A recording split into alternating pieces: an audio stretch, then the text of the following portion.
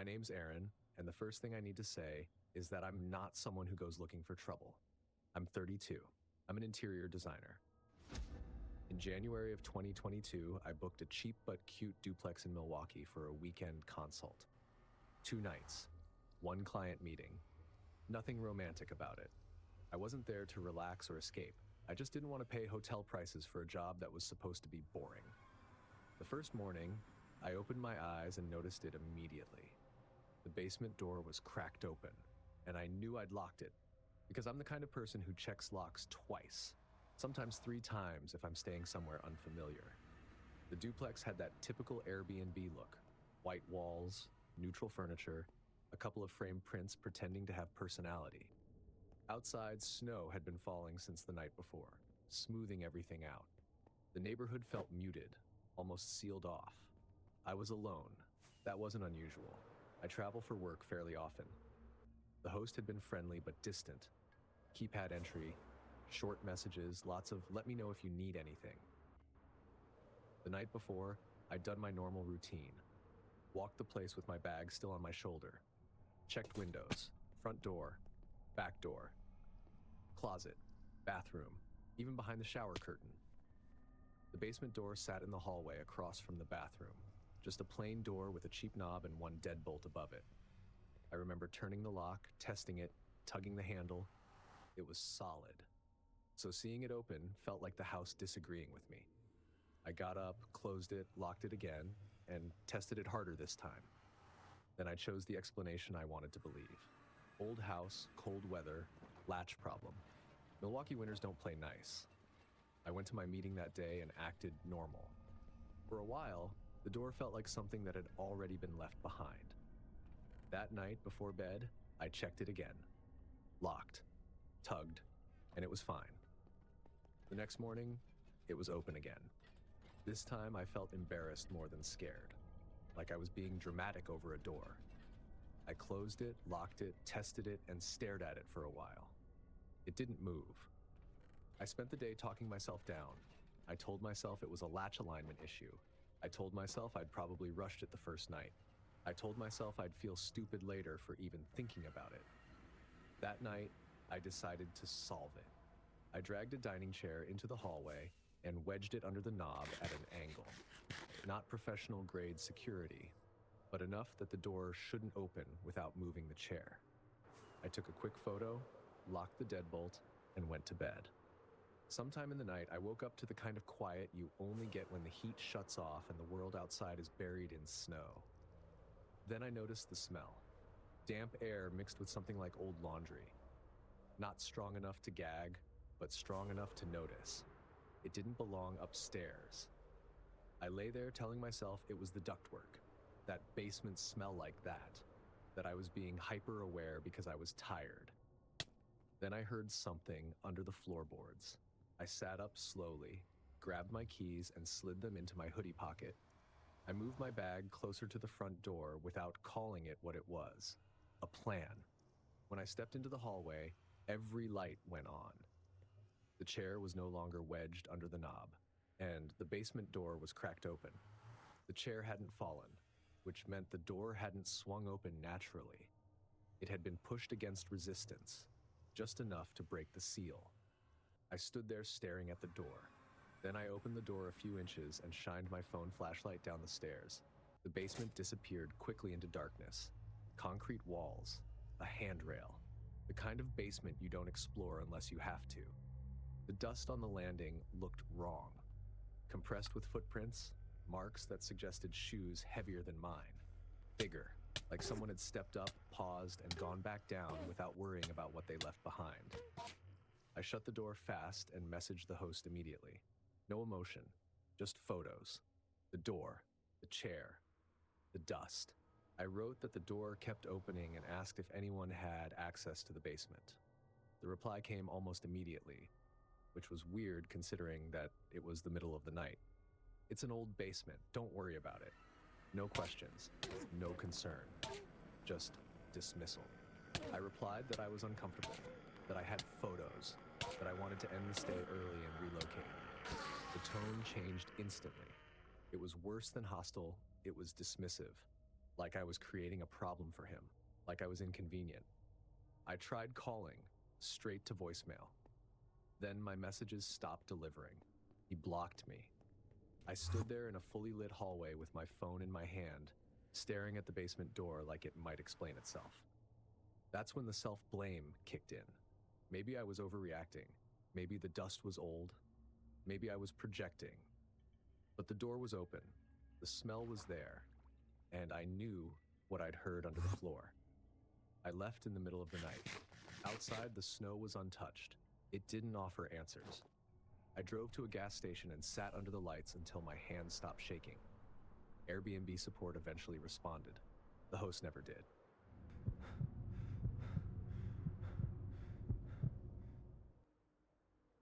Granger knows that if you're a school custodian, cleanliness is your top priority. That's why you can rely on Granger for a range of cleaning products and equipment, from disinfectants to floor scrubbers. Granger, for the ones who get it done. The 2026 Chevy Equinox is ready for your daily drives, weekend getaways, and everything in between.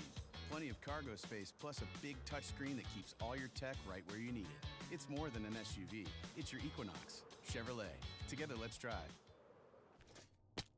My name's Lauren, and this happened in October of 2022 while I was working a short travel contract in Asheville. 4 weeks. I was staying in a basement unit. It was under a house in a quiet neighborhood. It had its private entrance around the side, keypad lock, and a gravel path with solar lights that barely did anything. Inside, it looked like every listing photo you've ever seen. White bedding, small kitchenette, a couple of mugs hanging on hooks, and a framed mountain print. The host messaged right after I checked in. "Welcome. Let me know if you need anything." Friendly and hands-off. Exactly what I wanted. I unpacked, scrubs laid out for the morning, phone plugged in, meal prep at the tiny counter, chicken, rice, broccoli. I FaceTimed a friend while I ate standing up, because I hate eating in bed. Then shower. Hair in a towel, lights off, bed. Sleep didn't come. My eyes kept drifting upward toward the ceiling above the bed. There was a smoke detector mounted there, but it wasn't where I expected it to be. It wasn't centered. It was lower than normal and aimed slightly toward the bed. I tried to ignore it, told myself it was nothing. Old house. Bad install. Still, my body wouldn't relax. It felt like being watched without seeing anyone. I finally turned the lamp on and sat up. In the light, it looked harmless, plain white plastic. I felt stupid for fixating on it, but when I got closer, I noticed something else. There was another smoke detector in the short hallway near the bathroom. Same shape, but not the same finish. That one was matte, slightly yellowed, like it had been there a while. The one over the bed was glossier, newer. And the hallway detector sat flush against the ceiling. The one over the bed didn't. There was a thin shadow line on one side, like it hadn't been fully mounted.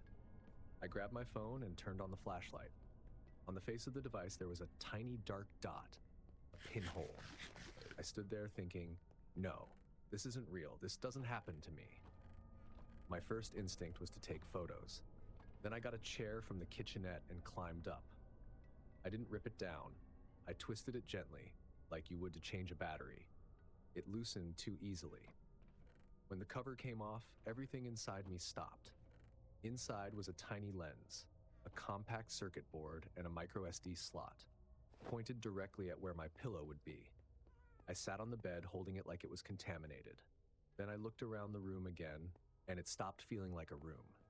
It felt staged, like a set. I took more photos, close-ups, the ceiling mount, the inside of the device. I didn't know what would matter later, so I documented everything. Then I messaged the host. I kept my tone neutral on purpose. "Hi, I opened the smoke detector over the bed and found a camera inside. I've attached photos. Can you explain?" He replied almost immediately. "It's not active. Don't worry." Then, right after, "Please don't report it. It'll ruin my listing." That was the moment my body went numb. Because if it wasn't active, why was he begging? If it was a mistake, why wasn't he angry? Why wasn't he asking who installed it or how long it had been there? He skipped straight past the discovery and went to damage control. I stared at my phone while two instincts argued. The professional part of me wanted to handle it cleanly. Leave, report, done. The human part felt some kind of guilt. Like maybe I was overreacting. Like maybe I was about to become that guest who ruins someone's business. It's unsettling how fast doubt shows up. He messaged again. I promise it's not recording. It's just there. I wrote back, if it's not active, why does it have a lens and a memory card slot? He didn't answer that. He sent, you're safe. Please, don't do this. The tone felt personal, like I owed him discretion. That's when I started scanning the room properly. Outlets, vents, thermostat, the alarm clock I hadn't even noticed before. Normal objects suddenly felt staged. I didn't sleep. I put the device in a plastic grocery bag because I couldn't stand touching it again. I shoved my suitcase against the bedroom door, even though I knew it wouldn't stop anyone. It was for my brain, not security. I left the bathroom light on, just enough to keep shadows from pooling. At some point, I heard footsteps above me, slow creaks. It could have been anyone, the host, a neighbor, normal house sounds. But once your brain labels someone as a threat, nothing sounds normal anymore. Around 4:30 a.m., I decided I was done. Not after sunrise, not after coffee. Now. I packed fast. Didn't shower, didn't tidy up. I took one last video of the room, slowly panning to the ceiling mount where the device had been. Then I walked out into the cold and locked the door behind me. I drove to a gas station and parked where other cars came and went. I called a friend and told her what happened. She told me to report immediately, so I reported everything through Airbnb support as soon as I could. Before they responded, the host sent one final message. You're overreacting. That was it. Airbnb moved me to a hotel later that morning. I finished my contract. I worked. I smiled. I acted like this was something that had ended, but it didn't. I still think about that device sometimes. Not because it was the scariest thing I've ever seen. The scariest part was knowing I might never have noticed at all, that I could have slept there for weeks, FaceTiming friends, laying out scrubs, living my normal life, while someone quietly collected it. And I would have called it a nice place. New Year, same extra value meals at McDonald's. So now get 2 snack wraps, plus fries, and a medium soft drink for just $8. For limited time only. Prices and participation may vary. Prices may be higher in Hawaii, Alaska, and California, and for delivery.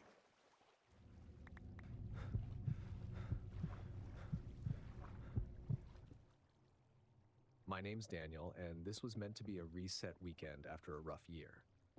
I was 41 at the time, freshly divorced, and I booked a place in Joshua Tree because I wanted quiet.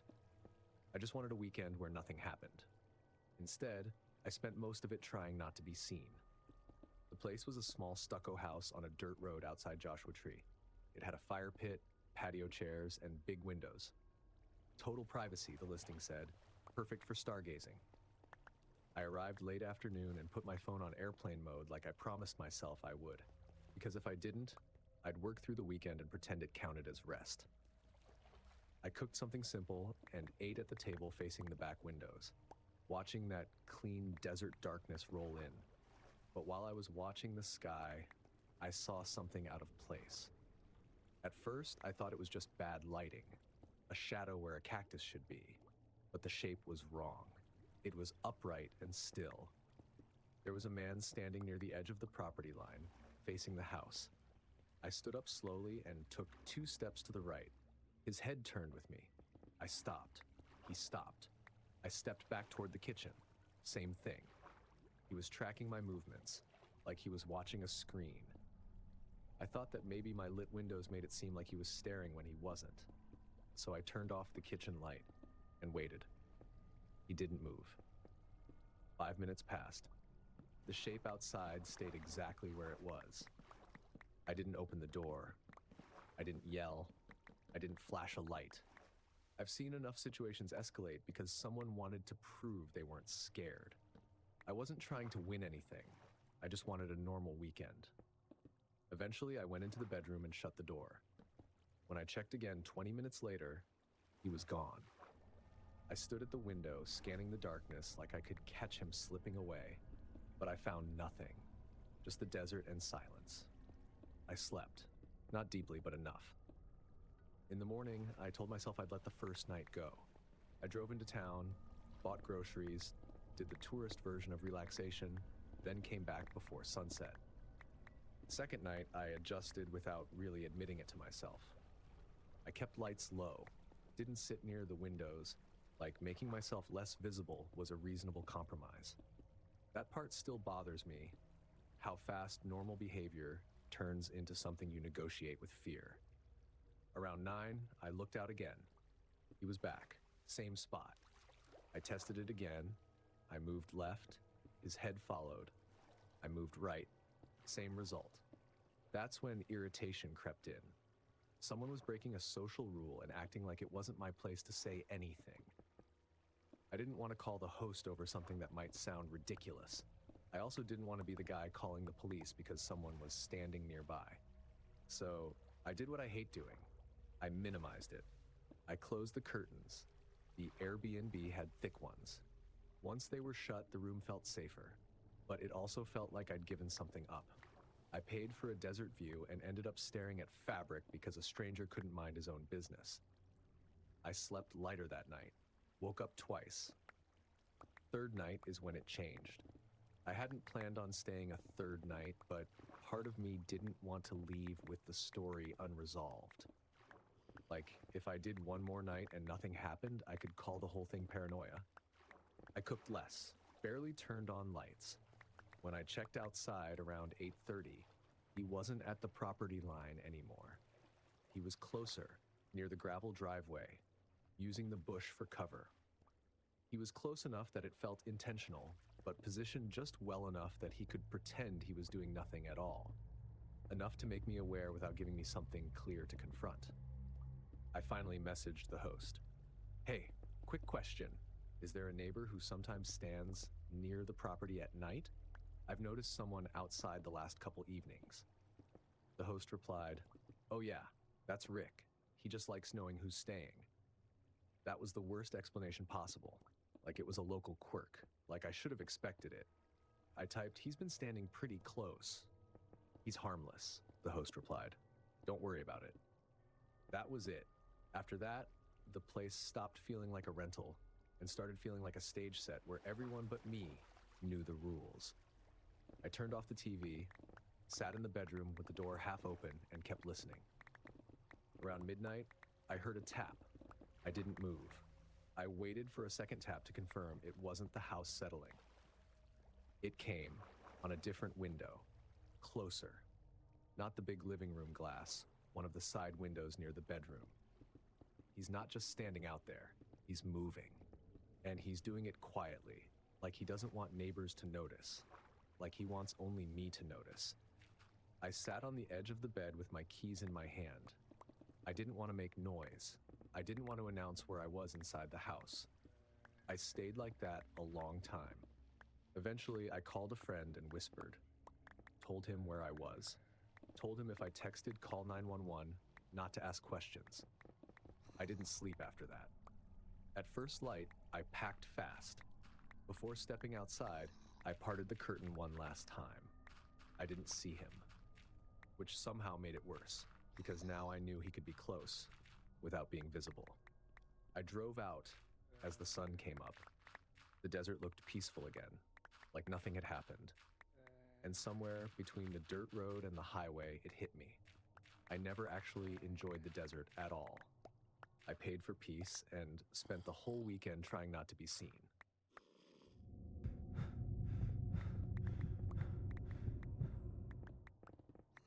I was there for work, HR meetings, training sessions, and I'd picked the place because it looked practical. Somewhere to decompress after long days of listening to other people's problems. I'm not someone who jumps to worst-case scenarios. I'm the kind of person who double-checks locks, sends follow-up emails, and documents conversations just in case. I like clean explanations. That morning, I walked into the hallway barefoot, still half in that morning fog, and saw it right away. The attic ladder was down. It wasn't hanging like it fell. It was down like someone used it and didn't bother putting it away. My brain needed a few extra seconds to load what I was looking at. The rental was one of those cozy modern cabins in Bend. My first thought was logical. Something's loose. Old houses have quirks. Wood shifts, latches fail. So I stepped under the ladder, reached up and pushed it back into place. It folded up smoothly. I pressed until I heard the click, then pressed again. Harder. I didn't stop until my arms started to ache. It held. I remember feeling embarrassed by how tense my shoulders were. I made breakfast, got ready, did my normal routine without thinking. That night, I came back late. I showered, watched something forgettable, and fell asleep. The next morning, I walked into the hallway and the attic ladder was down again. This time, I didn't touch it right away. I scanned the floor for clues I already knew wouldn't be there. Just clean hardwood. I messaged the host. Hi, quick question. The attic ladder has been down 2 mornings in a row. Is it loose? Has anyone been up there? The response came fast. No one has attic access. That's weird. Must be the latch. Just push it up until it clicks. No one has attic access. Okay, so who keeps lowering it? I didn't send that. I rewrote my reply 3 times before settling on something polite and non-accusatory. That's what you do when you don't want to be labeled difficult. I pushed it up yesterday until it clicked. I'll do it again. I did, this time with a chair, giving myself leverage. I pressed until the hatch sat perfectly flush. Then I did something I didn't like. I took photos. I didn't want to sound unsure later.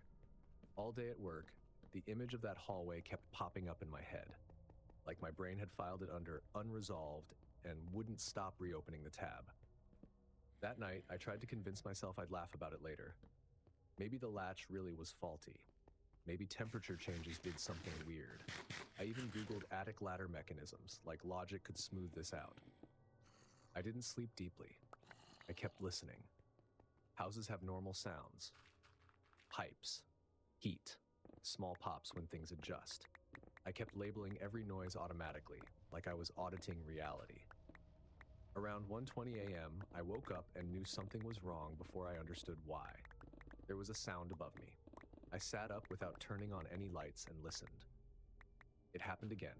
It came after I'd moved in bed, like whatever was up there had been quiet until it heard me. I stayed still, holding my breath. I hated that instinct even as it kicked in. I reached for my phone and started recording audio.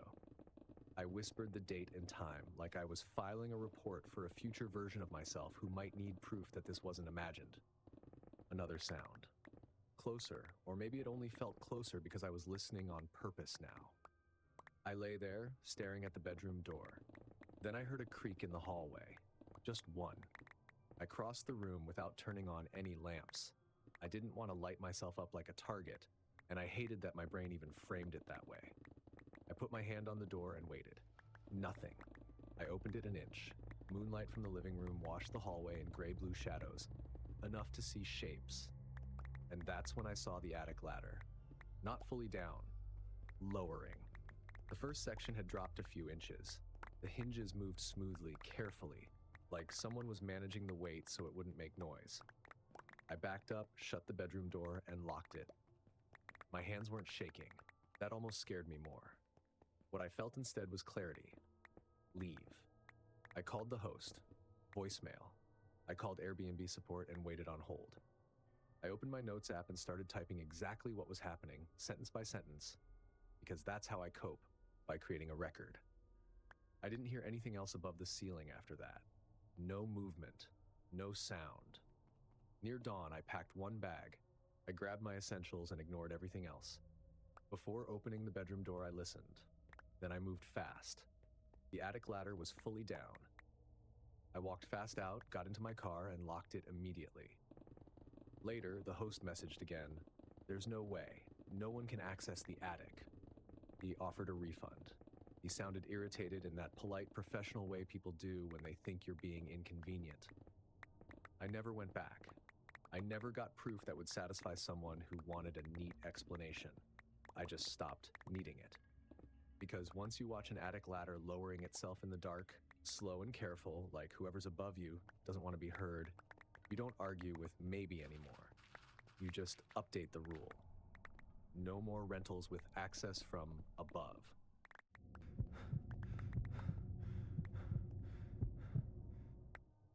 My name's Emily, and this was my first trip completely on my own. I remember being proud of myself that night, unpacking slowly, double-checking plans, doing all the responsible adult things I told myself meant I'd be fine. That confidence lasted right up until I closed the bedroom door and realized the lock didn't actually decide who got to enter the room.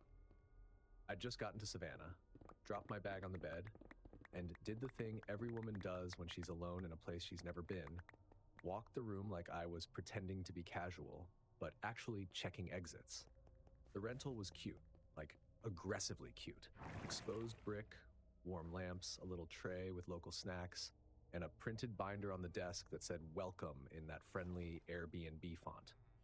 The kind of place that makes you relax before you've earned it.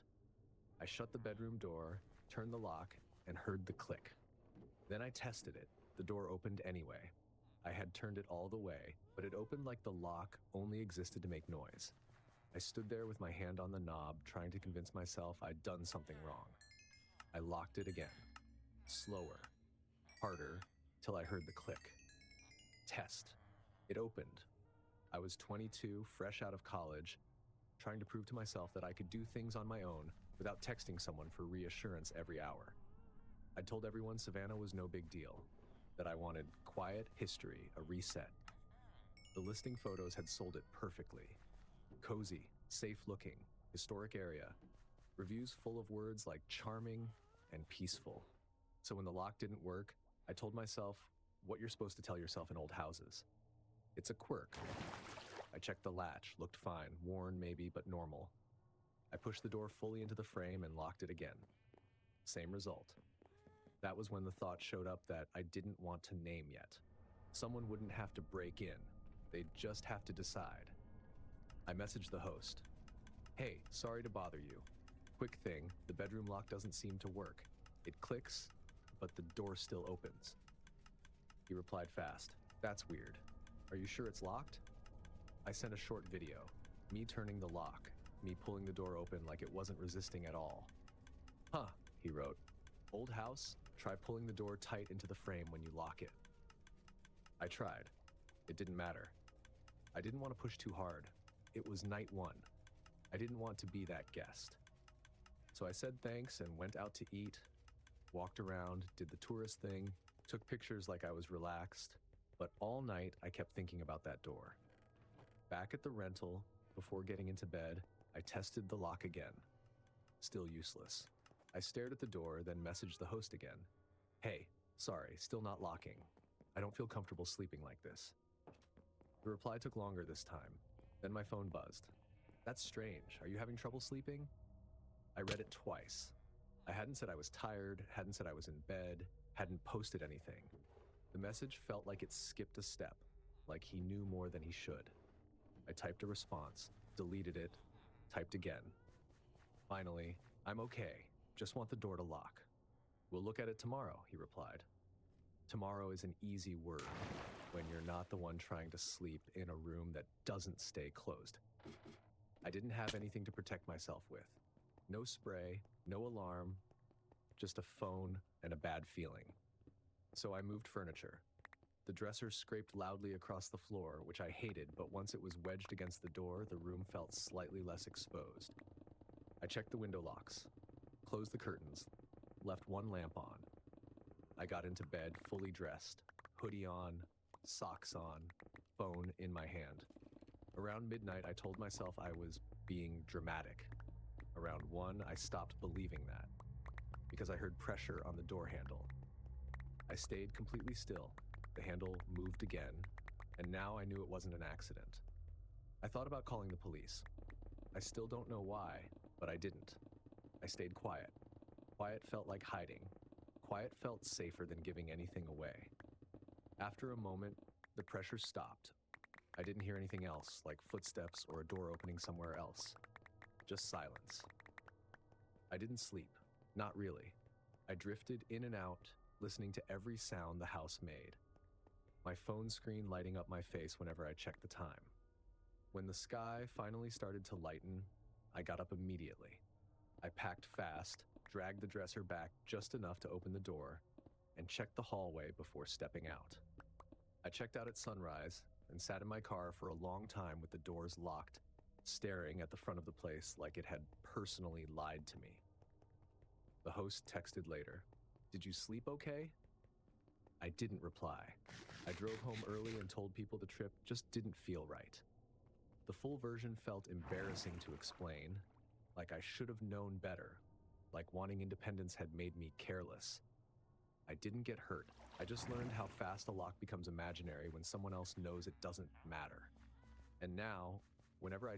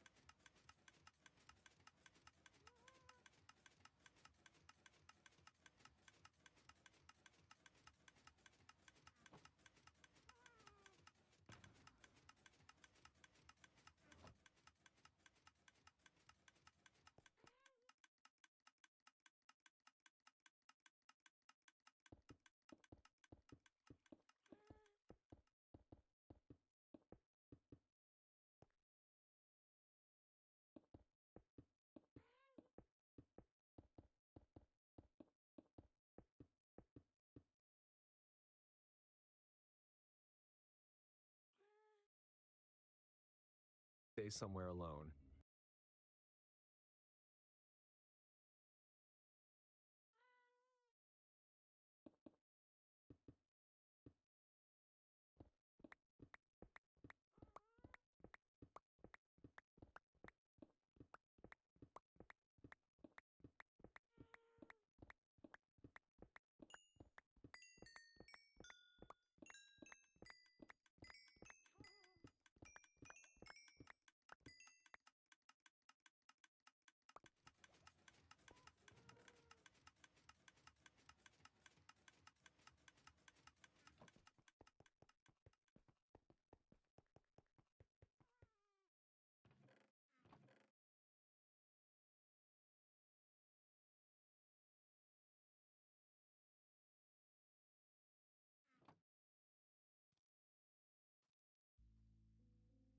no one else knows it doesn't matter. And now, whenever I stay somewhere alone, I don't care how cute it looks in photos. I test the door, and I pay attention to what the place tells me back. If the part that stuck with you was how normal everything felt at first, go ahead. Smash that like button, hit subscribe so you never miss the next nightmare, and let me know which story got under your skin. And if night driving still feels calm to you, click now to watch 4 really disturbing trucker stories. Because some roads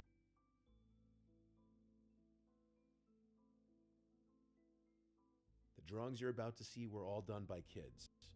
Whether they appear innocent or not on the surface, the stories behind them are what really make them unsettling. This ordinary-looking drawing made by a 6-year-old doesn't appear to have anything that would be any kind of cause for alarm. On the surface, it just looks like a young kid playing in the front of their house. There's tons of smaller details in the drawing, such as his dad raking the leaves, his mom at the window, and a few cars in the street passing by. It all seems like an innocent drawing, but there's a bit of an unsettling backstory behind this.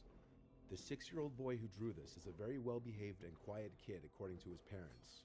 I'll refer to him as Jake.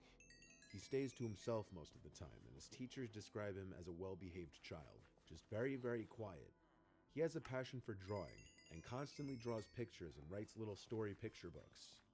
Jake has one sibling who's currently 2 years old, who he has included in multiple pictures too. His mother says most of Jake's free time he spends either watching Cartoon Network or YouTube videos or drawing. There was no cause for alarm when his parents found this first picture. However, there was when they found a more recent picture that Jake had drawn. Here's another picture of Jake in front of the house, but maybe you've already spotted it. In this picture, there's an identical car in the street with the same person sitting inside. This time, it seems Jake is looking at the car in this picture waving.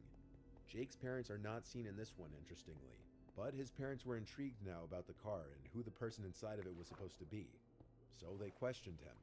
Jake explained that it was a car he'd always see out front and that the man sitting inside of it would always smile and wave whenever he saw him. So the next day, Jake's parents took him outside to point out the car, but he said the car wasn't there. In fact, it wasn't for the next few days, until finally, one day while Jake was playing outside, he came running inside to his parents to say he saw the car again and the man was inside again. Jake's parents rushed outside to the front to look and saw the car speeding away past the house down the block. It was an old silver Buick, and Jake confirmed that was the car. It was none of the neighbors' cars, that much was known. Jake's parents went to all the neighbors and asked if they'd seen that car sitting in the street at all, to which all of them replied they had not, but that they'd keep a lookout. For a few days, Jake wasn't allowed to play outside unless his parents were there with him. But after the car didn't seem to return, Jake was once again allowed to play freely out front. But one day, he came inside and said that the man in the car was back and was trying to get him into his car. Of course, Jake's father ran outside as fast as he could, hoping to get to the car in time, but he saw it already down the block by the time he was outside. He tried chasing the car down in his car, but by the time he even got into his car, there was no way of tracking where the car went. Once again, Jake wasn't allowed outside of the house. The car wasn't seen outside at all for almost that entire week, until one night, unexpectedly, Jake's father was about to take the garbage out when he noticed the car parked across the street. He took out his phone to begin recording and hopefully get the license plate number, and he tried to slowly get closer to the car without being obvious. But the driver clearly saw him, because the car turned on, then quickly drove away.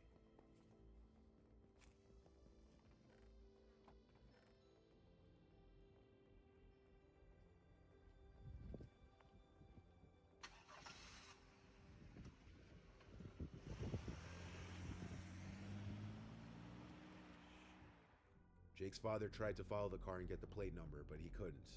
This was the last time the car was ever seen. The car had clearly been parked outside multiple times watching the house, even past dark at later hours in the night. The driver of the car, according to Jake, would always smile and wave at him anytime they'd make eye contact with each other. And the last time Jake saw the car, the man inside started waving for him to come over, and even called out for him. Luckily, Jake was smart enough to go inside and tell his parents. It's not clear why the car would be outside even at night, considering the boy leaving the house alone at those hours would be extremely unlikely. Jake's parents brought the video to the police, but without a clear plate number, not much could be done. Jake's father went door to door asking each house on the block if they had cameras that caught the plate number, but he didn't have any good luck. The car never returned after this, but this happened relatively recently in November of 2021, so there's always a possibility that the man may return. The drawing you're about to see was done by a 7-year-old, and the picture itself is disturbing, but the backstory behind it is surprising. To start, the boy's father, Jeremy, sent the story and picture in. Jeremy has 3 sons. Jeremy's mother, Claire, sleeps over a lot to spend time with her grandkids. In Jeremy's words, his mother has always been on the stricter side, and that includes with her grandkids, but he says that's because she was raised in a stricter household. Jeremy's 7-year-old Tom is considered to be the troublemaker, who acts out against his parents and grandparents the most. So because of this, it often leads to his grandmother Claire scolding him. One day while Jeremy and his wife were out of the house and Claire was watching the kids, something happened between the two of them. Tom had hit his little brother for taking the last of the ice cream bars in the freezer, causing him to cry. This is commonplace behavior with Tom apparently, as he's very violent with his siblings as well. In response to Tom's behavior and hitting his little brother, his grandma Claire smacked him and forced him to stay in his room for the remainder of the day. Claire told her son that Tom was throwing a fit in his room, throwing things at the walls and on the floor in anger. Eventually he quieted down, and upon trying to leave his room, Claire once again had to get physical with him to get him to listen. It was likely during this time that Tom drew the picture you're about to see. When Jeremy and his wife returned home, they got an earful from Claire about Tom, very angry and distressed. Jeremy and his wife entered Tom's room angrily, ready to scold and punish him. When they opened the door, they were surprised to see Tom with a smile on his face, looking up at his parents. Around him on the floor was his Crayola art supply backpack with various pictures on the floor, along with crayons and colored pencils laying everywhere on the floor. There was one drawing that stood out from the other crumpled up drawings, which Tom handed to his parents, and that was this. The drawing shows what appears to be Tom sawing off his grandma's head, as she already appears to be hanging. To add to the horrific scene, Tom as well as his parents are wearing smiles on their faces as Tom is doing what he's doing. And of course, if there was any shred of doubt as to who these figures were supposed to be, Tom labeled himself, his grandma, and his parents in the picture. Jeremy and his wife were disturbed after finding this picture, as it showed just how messed up their child may be mentally. Jeremy grounded Tom after finding this, but the couple did not show this drawing to Claire. Nothing good would come of showing her the horrific drawing her own grandson made. However, it didn't end there. The next day, when Tom was allowed out of his room to eat breakfast, he told his grandmother at the kitchen table that he hates her and that he's gonna kill her. Claire's reaction was one more of shock than anger. Jeremy once again sent Tom to his room.